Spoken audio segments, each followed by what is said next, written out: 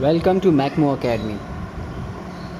As you can see the question over here, polynomial is equals to 2x cube minus 3x plus 5, and we need to divide this polynomial by x minus 2.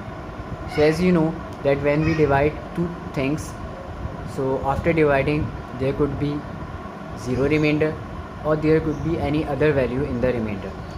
Now when you see this question that dividing this particular polynomial by x minus 2, so what comes in your mind? That we need to do that long division, that we need to mention the quotient and then multiply all the terms in the quotient with x minus 2 and then get rid of the first term and so on, and finally we will get the answer, and or we can say we have done the division. But this is not the case over here due to this particular theorem which we call remainder theorem. In remainder theorem there is one thing which is very good. Instead of doing long division,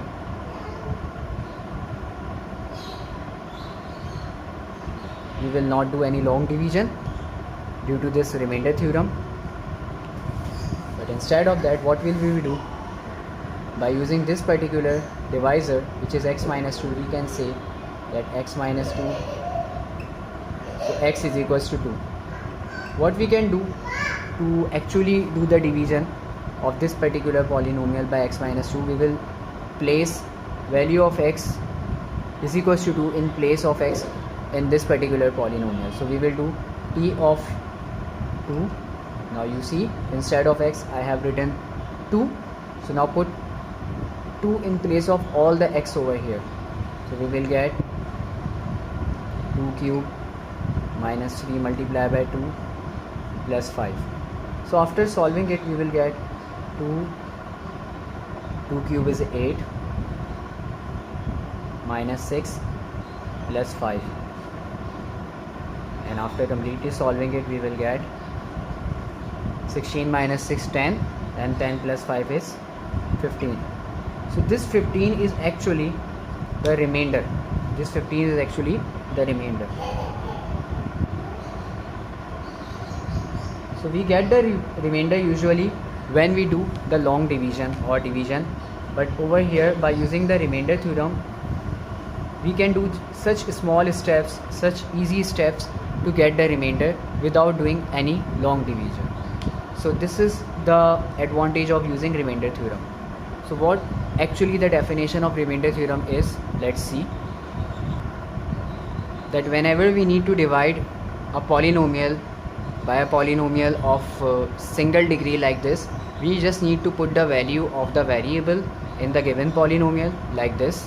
Or for example, if we need to divide this particular polynomial by, let's say, x plus 3, so instead of x we will put the value of x minus 3, and whatever the answer will come over here will be counted as our remainder.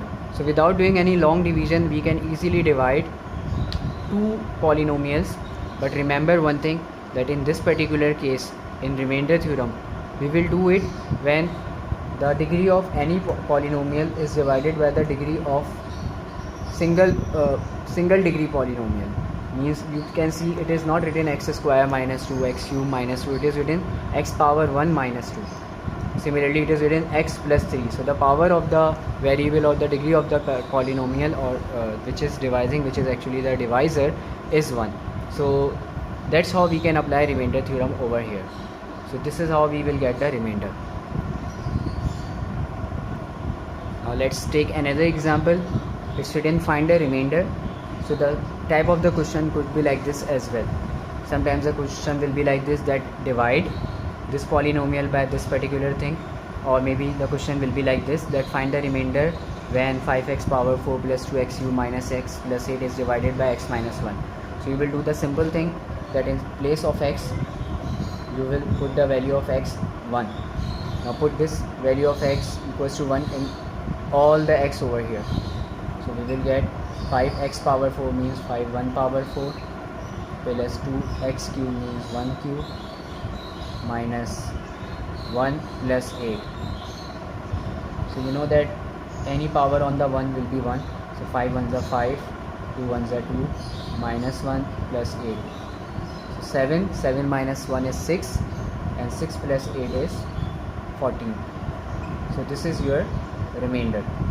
It shows us that when we divide this particular thing by this x minus 1, we will get the remainder 14. One thing which is very important over here is that actually what we have done, we have placed value of x equals to 1 in this polynomial, and actually we have written like this: p of, in place of x we have written 1 and we get the answer 14. So sometimes in the MCQs type of questions we will get an option like this, that if this particular polynomial is divided by this x minus 1, then the remainder is, so there is no option 14 given over there. Then instead of 14, what is given over there? This.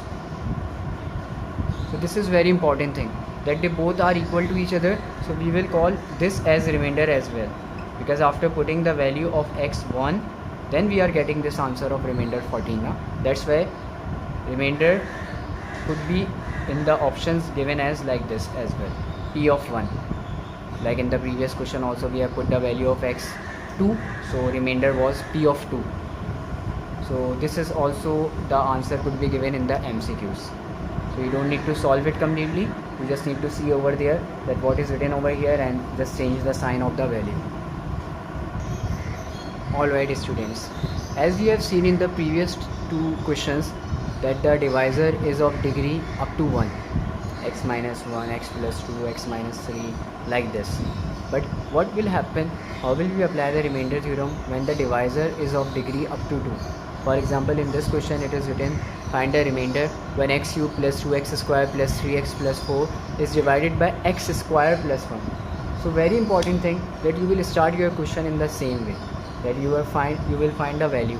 Now x square plus 1, so you will say that x square is equals to minus 1. Okay, so you got the value of x square, you can put it over there in place of x square, but this is not the value of x cube and this is not the value of x. So what will you do for x cube? Okay, look over here, that when you talk about x cube, so x cube is actually the product of x and x square, but as you already know the value of x square minus 1, so you can put it over here, so you will get x multiplied by minus 1, which will become minus x. So it means we can say that x cube is actually equals to minus x. So we got the value of x cube as well. Now substitute the value of x square and x cube in the original polynomial. So in place of x cube we need to put minus x, in place of x square you will put minus 1, 3x will remain as it is, plus 4. So you will get the answer minus x minus 2 plus 3x plus 4, and after simplification it will give you finally 3x minus x, 2x, and 4 minus 2 is plus 2, 2x plus 2. So this is your remainder when you divide the given polynomial by x square plus 1. So when you divide your polynomial by the divisor of degree up to 2, you will get this type of remainder. Sometimes you will get a number, but mostly you will get this type of remainder as well. So this is how we do or find the remainder when the divisor is of degree up to 2. Now let's do one more question. Now if you look at this question, it is the polynomial of degree 4 and this is the polynomial of degree 2. So let's do in the same way. First of all, you need to write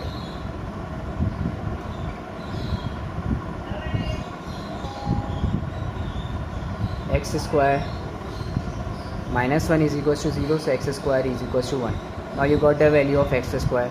Now in the same way you can find the value of x cube like we have done in the previous question, that x cube is actually x multiplied by x square, and we know the value of x square, which is actually 1, so we will get the answer of x cube as x. And what about x power 4? X power 4 means that how will you get x power 4 by using x square? X power 4 means x square 2 square, so it will become x power 4, which is actually square of 1. So what is the square of 1? 1. So x power 4 is also equals to 1. Now what you need to do, put the value of x square, x cube and x power 4 in this particular question, and you will get x power 4 as 1 plus 3x cube, and x cube is actually x, so 3x plus 2x plus 5. There is no x square over here, so we will not put any value of that. If there will be x square over here, we can put 1 in place of that. But why it is important to do, so that we can find the value of the x cube or x power 4 or whatever the x power will be given over here. So finally you will get 1 plus 5 6, 3 plus 2 5x, 5x plus 6 is your remainder. You can write the remainder as r of x as well. So this is how we find the solution or the remainder when the divisor is of degree up to 2. So the pattern is almost same, but you will get the remainder in this form when the degree is of up to 2 of the divisor, but is the degree of the divisor is up to 1. So you will get the divisor as a single number, not the variable will be there. Now finally we want to discuss some common mistakes that students do. So one of the common mistake is that writing the remainder only a constant number. Some students think that this is the only answer, we will not write this, so that's okay, only the number should be the remainder. So in the MCQs these type of options will be given in which there will be only a number will be given. So be careful about it, that the remainder of the divisor, when the divisor is of degree up to 2, you will get the remainder like this after division. So by using remainder theorem also you will get the answer like this. So you don't need to only take the number from it, you need to take the whole expression as a remainder. Second one is forgetting to replace. For example, you forget that how to find the value of x cube. So remember you can break your powers like this. For example, if you have x power 5 over here as well, so you can say that x power 5 means x cube into x square. So you already know x cube value, you already know x square value, so you can put the value of x power 5 as well, and mostly the answer will come as of x or maybe a number. And similarly, sometimes the student substitute the wrong values. So this is the mistake. Instead of 1 you will take -1, and due to that your all calculations will be incorrect. So these are the common mistakes that students do. So remember, whenever we want to use remainder theorem to find the remainder and the degree of the polynomial of the divisor is up to 1, you will simply substitute the value and get the remainder. This could be a number only, and it could be 0 as well, and we will discuss it, that what will happen when the remainder is 0. We have not discussed that case in this video, but we will discuss it in the next video. In that video we will discuss factor theorem. So in that video we will discuss that, and after that we have discussed that when the divisor is of degree up to 2, so how will we use it to find the remainder by using remainder theorem. So this is it from this particular video. Hope you have understand. For any query or any comment or any question, you can ask us in the comment box. And for the next video, in the next video we will discuss the factor theorem, and after that we will also discuss application of remainder theorem and factor theorem. So don't forget to like the video and subscribe our channel. Thank you.